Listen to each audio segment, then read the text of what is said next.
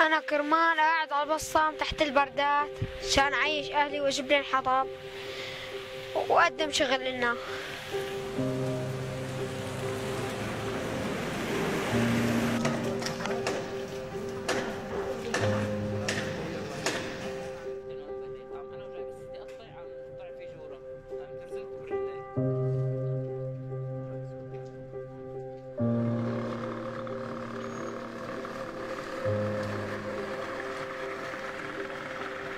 عم بشتغل تحت البرد والتلج مشان أعيش إخواتي ولم الحطب.